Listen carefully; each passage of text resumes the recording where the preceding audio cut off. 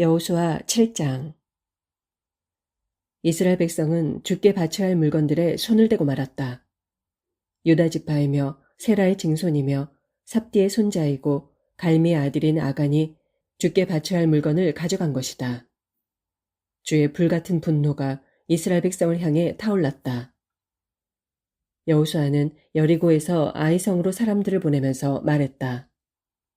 올라가서 그 지역을 잘 살펴보고 오시오. 아이성은 베델 동쪽의 벳 아웬 근처에 있었다. 그들이 돌아와서 여호수아에게 보고했다. 아이성을 치기 위해 모두가 다 올라갈 필요는 없을 것 같습니다. 이 3,000명이면 충분합니다. 성 안에 있는 사람들의 수가 얼마 되지 않으니 굳이 전부가 다 애쓰고 수고할 필요가 없습니다. 그래서 3,000명가량이 아이성으로 올라갔다. 하지만 그들은 아이성 사람들에게 패하여 도망쳐왔다. 아이성 사람들은 36명가량을 쳐 죽이고 성문 앞에서부터 스바림까지 추격하여 비탈길에서 이스라엘 군사들을 쳤다. 그러자 이스라엘 사람들은 심장이 얼어붙는 것 같았다. 여호수아는 자기 옷을 찢고 저녁이 될 때까지 주의 언약궤 앞에 엎드린 채로 있었다. 이스라엘의 장로들도 옷을 찢고 머리에 먼지를 뒤집었었다. 여호수아가 주께 간구했다. 주 하나님, 주께서는 우리를 아모리 사람들의 손에 넘겨 파멸시키려고 요단강을 건너게 하셨습니까? 그럴 바에야 요단강 동쪽에서 그냥 사는 것이 더 나았을 것입니다. 주여, 이스라엘 백성이 적들에게 쫓겨 도망쳐 왔으니 내가 뭐라고 말을 할 수 있겠습니까? 가나안 사람들과 이 땅에 사는 모든 사람들이 이 소식을 듣고는 우리를 애워싸서 우리 이름을 이 지상에서 깨끗이 없애버리려고 들 것입니다. 그렇게 되면 주님의 위대하신 이름도 땅에 떨어질 텐데 주께서는 어찌하시렵니까? 주께서 여호수아에게 말씀하셨다. 일어나라. 무엇 때문에 엎드려 있느냐? 이스라엘이 죄를 저질렀다. 그들은 나와의 언약, 곧 내가 지키라고 명한 것을 지키지 않았다. 그들은 내게 바치라고 한 것을 차지하였다. 도둑질을 하고 거짓말을 하여 그것들을 자신들의 소유물로 삼았다. 바로 이것 때문에 적들을 이길 수 없었다. 그들 스스로 파멸을 자초하였기 때문에 그들이 등을 돌려 도망친 것이다. 내가 없애버리라고 한 것들을 다 없애지 않는다면 나는 더 이상 너희와 함께하지 않을 것이다. 가서 백성들을 깨끗하게 하여라. 그리고 그들에게 말하여라. 내일을 대비하여 몸가짐을 깨끗하게 하라. 이스라엘의 주 하나님께서 말씀하신다. 이스라엘이여, 너희 가운데 주께 바쳐져야 할 물건을 취한 자가 있다. 너희가 그 물건을 없애지 않으면 너희는 적들을 감당할 수 없을 것이다. 내일 아침이 되면 지파별로 모이게 하여라. 나 주가 한 지파를 가려 뽑으면 그 지파를 가문별로 나오게 하라. 또 나 주가 한 가문을 가려 뽑으면 그 가문을 집안별로 나오게 하라. 또 나 주가 한 집안을 가려 뽑으면 그 집안에 속하는 남자들을 한 사람씩 나오게 하여라. 나에게 바쳐진 것을 차지한 사람은 불에 태워 파멸시켜라. 그 자에게 속한 모든 것들도 모조리 태워버려라. 그 자는 나와의 언약을 깨뜨리고 이스라엘 안에서 수치스러운 짓을 행하였다. 이튿날 아침 일찍 여호수아가 온 이스라엘 백성을 앞으로 나오게 했다. 그런 다음 제비를 뽑았더니 유다 지파가 뽑혔다. 유다 지파를 가문별로 나오게 하여 제비를 뽑으니 세라의 가문이 뽑혔다. 그런 다음 세라의 가문에 속하는 자들을 나오게 하여 제비를 뽑으니 삽디가 뽑혔다. 삽디의 집안에 속하는 남자들을 앞으로 나오게 하여 제비를 뽑으니 유다 지파에 속하는 세라의 증손이며 삽디의 손자이고 갈미의 아들인 아간이 뽑혔다. 여호수아가 아간에게 말했다. 나의 아들아, 이스라엘의 주 하나님께 영광을 돌리고 그분을 찬양하여라. 네가 한 짓을 하나도 숨기지 말고 다 말하도록 하여라. 아간이 대답했다. 입이 10개라도 할 말이 없습니다. 제가 이스라엘의 주 하나님께 죄를 지었습니다. 제가 저지른 일을 말씀드리겠습니다. 여리고 성에서 노획한 것들 중에서 바빌로니아 산의 아름다운 외투와 은 200세겔과 황금 50세겔을 보고는 탐이 나서 몰래 훔쳤습니다. 저는 그것들을 저의 장막 안의 땅 속에 숨겨두었는데 은은 맨 밑바닥에 두었습니다. 여호수아가 그리로 사람들을 보냈다. 그들이 아간의 장막으로 달려가 보니 과연 물건들이 장막 안의 땅 속에 감추어져 있었고 은은 맨 밑에 깔려 있었다. 그들은 아간의 장막에서 그것들을 꺼낸 다음 여호수아와 온 이스라엘 백성에게로 가지고 와서 주 앞에 펼쳐 놓았다. 여호수아는 온 이스라엘 백성과 함께 세라의 아들 아간과 은과 외투와 금덩이, 그의 아들들과 딸들, 솥대와 나귀들과 양들, 장막과 그의 소유물을 모두 이끌고 아골 골짜기로 갔다. 여호수아가 말했다.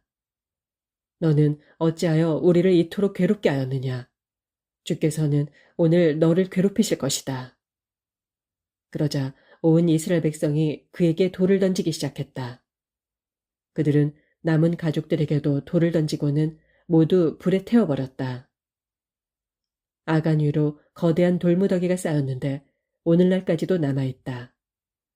그런 후에야 주께서는 분노를 가라앉히셨다. 그때 이후로 사람들은 그곳을 아골 골짜기라고 부른다. 8장. 주께서 여호수아에게 말씀하셨다. 두려워하지 말아라. 용기를 잃지 말아라. 모든 군사들을 이끌고 아이성으로 쳐들어가라. 아이의 왕과 백성들과 그 성읍과 영토를 내가 너의 손에 모두 넘겨주었다.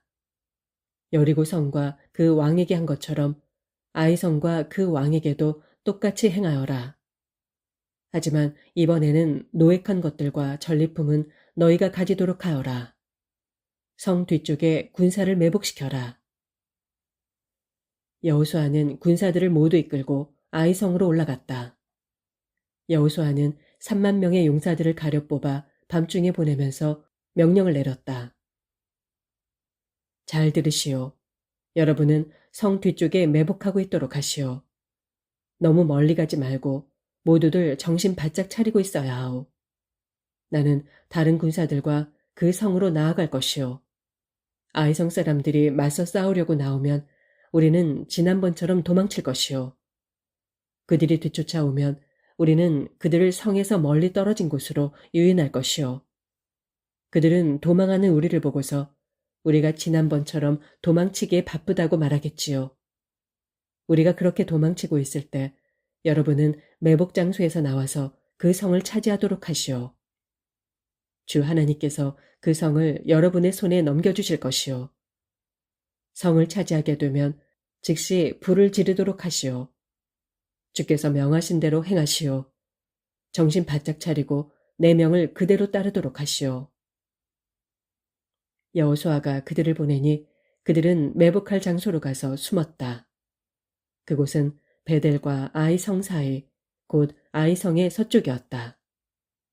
그날 밤 여호수아는 백성들과 함께 잤다. 이튿날 아침 일찍 여호수아는 군사들을 점검한 다음 이스라엘 장로들과 함께 앞장서서 아이성을 향해 올라갔다. 여호수아와 함께 행군해 가던 군사들이 모두 아이성 가까이로 접근하여 그 앞에 당도했다. 그들은 아이성 북쪽에 진을 펼쳤다. 그들과 아이성 사이에는 골짜기가 있었다. 여호수아는 또 다른 5천 명을 데리고 가서 베델과 아이성 사이, 곧 아이성의 서쪽에 매복시켰다. 이렇게 군사들을 배치하고 나니 아이성의 북쪽에는 이스라엘 본대가, 아이성의 서쪽에는 매복 군사들이 자리를 잡게 되었다. 그날 밤 여호수아는 골짜기로 들어가서 밤을 보냈다. 아이성의 왕이 여호수아의 군대를 보고는 아침 일찍 서둘러 아라바가 내려다 보이는 곳으로 나와서 이스라엘을 맞아 싸울 채비를 갖추었다. 하지만 그는 아이성의 뒤쪽에 매복 군사들이 있는 줄은 눈치채지 못했다. 여호수아와 이스라엘 군대는 뒤돌아서서 광야 쪽을 향해 도망치기 시작했다. 아이성 군사들은 그들을 추격하라는 명령에 따라 여호수아 군대를 뒤쫓기 시작했다. 그래서 그들은 성에서 멀리 떨어진 곳까지 유인되었다. 아이성이나 베델 성읍에는 아무도 남아있지 않게 되었다. 그들은 성을 비운 채 모두가 이스라엘 군대를 추격하러 나섰다. 주께서 여호수아에게 말씀하셨다. 손에 쥐고 있는 창으로 아이성을 가리켜 보여라. 내가 그 성을 내 손에 넘겨주겠다. 그러자 여호수아는 들고 있던 단창으로 아이성을 가리켰다. 여호수아가 그렇게 하자 매복해 있던 군사들이 곧장 들고 일어나 앞으로 돌격하기 시작했다. 그들은 성읍으로 쳐들어가 그곳을 점령하고 재빨리 불을 질렀다. 아이성 군사들이 뒤를 돌아보니 연기가 하늘로 치솟고 있었다. 하지만 그들은 어느 쪽으로도 도망갈 수가 없었다. 광야 쪽으로 도망치던 이스라엘 군사가 갑자기 뒤돌아서서 공격하기 시작했던 것이다. 여호수아와 이스라엘 군사는 매복 군사들이 성을 차지하여 그 성에 연기가 솟아오르는 것을 보고는 즉시 돌아서서 아이성 군사들을 공격하였다. 이스라엘의 매복 군사들도 성에서 나와서 아이성 군사들을 향해 돌진했다. 이제 아이성 군사들은 이스라엘 군사들에게 앞뒤로 포위된 형국이었다. 이스라엘 군사들은 그들을 칼로 쳐 죽였다. 살아남은 자나 도망친 자가 한 명도 없었다. 이스라엘 군사들은 아이성의 왕을 사로잡아 여호수아 앞으로 끌고 왔다. 이스라엘 군사들은 광야 벌판에서 자신들을 추격하던 아이성 군사들을 모두 죽였다. 그들이 모두 칼 앞에 쓰러져 죽자 이스라엘 군사들은 아이성으로 돌아가서 성 안에 있는 자들을 모두 죽였다. 그날 아이성 사람 전부인 남녀 12,000명이 칼에 쓰러져 죽었다. 여호수아는 아이성 사람들이 진멸할 때까지 창을 치켜든 손을 거두지 않았다. 하지만 주께서 여호수아에게 지시하신 대로 성읍 안에 있는 가축과 노획물들은 이스라엘 사람들이 차지하게 하였다. 여호수아는 아이성에 불을 질러서 폐허더미로 만들었다. 그 성읍은 오늘날에도 폐허 상태로 남아있다. 여호수아는 아이성의 왕을 저녁이 될 때까지 나무에 매달아 두었다. 해가 질 무렵 여호수아는 그의 주검을 나무에서 거두어 성문 입구에 갖다 버리라고 명령하였다. 사람들이 아이 왕의 시신 위에 큰 돌무더기를 쌓았는데 그것이 오늘날까지 남아있다. 여호수아는 에발산에 이스라엘의 주 하나님을 위해 제단을 쌓았다. 주의 종 모세가 이스라엘 사람들에게 명한 방식대로였다. 여호수아는 모세의 율법책에 기록된 대로 쇠 연장으로 다듬지 않은 자연석으로 제단을 쌓았다. 이스라엘 사람들은 그 위에 번제물과 화목제물을 놓고 주께 바쳤다. 여호수아는 이스라엘 백성이 보는 가운데 모세가 쓴 모세의 율법을 그 돌 위에 새겼다. 이방인과 본토인을 가리지 않고 온 이스라엘 백성은 장로들과 관리들과 재판장들과 함께 주의 언약궤 양편에 서서 주의 언약궤를 메고 있는 레위인 제사장들을 마주보고 있었다. 백성의 절반은 그리심 산 앞에 서 있고 절반은 에발산 앞에 서 있었다. 이는 주의 종 모세가 이스라엘 백성에게 축복을 내릴 때는 그렇게 하라고 명한 그대로였다. 여호수아는 율법책에 기록된 대로 축복과 저주의 말을 모두 그대로 낭독하였다.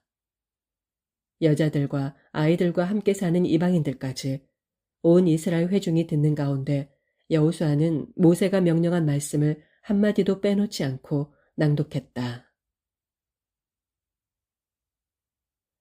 9장 요단강 서쪽의 모든 왕들이 이 소식을 들었다.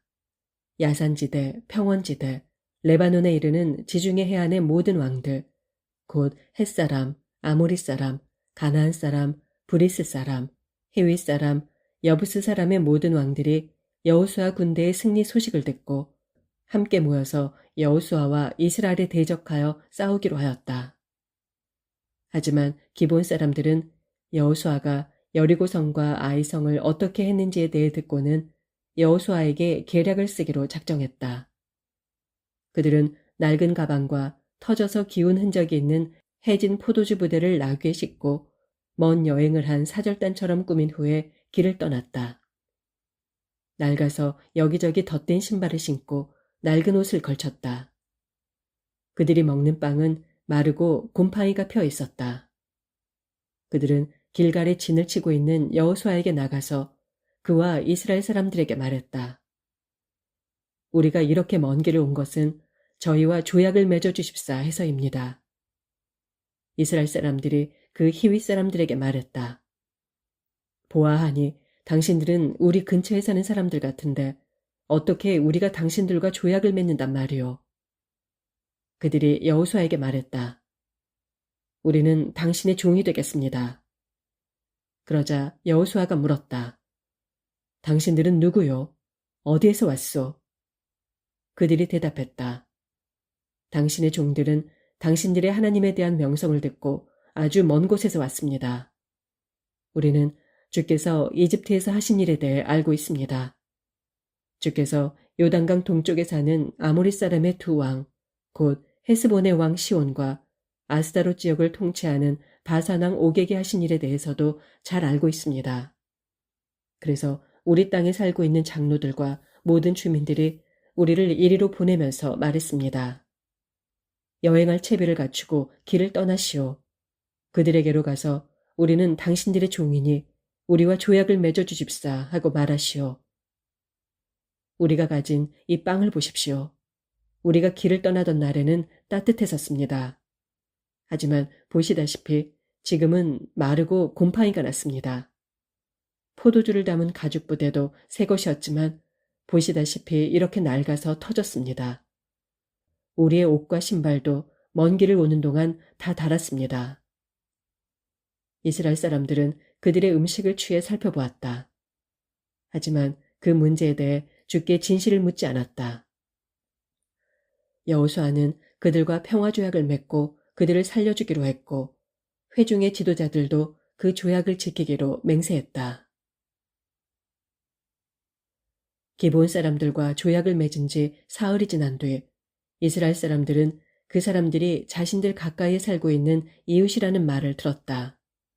그래서 사실을 파악하려고 이스라엘 사람들은 길을 떠났다. 사흘째 되는 날 이스라엘 사람들은 그들이 살고 있는 기브온과 그비라와 부에롯과 기럇 여아림에 도착했다.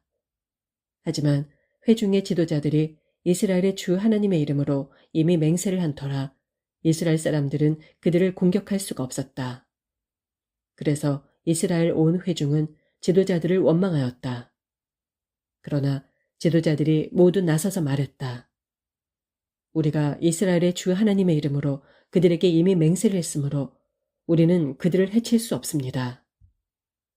우리가 그들에게 한 맹세를 깨뜨리게 되면 주의 진노가 우리에게 닥칠 테니 그들을 살려줄 수밖에 다른 길이 없습니다.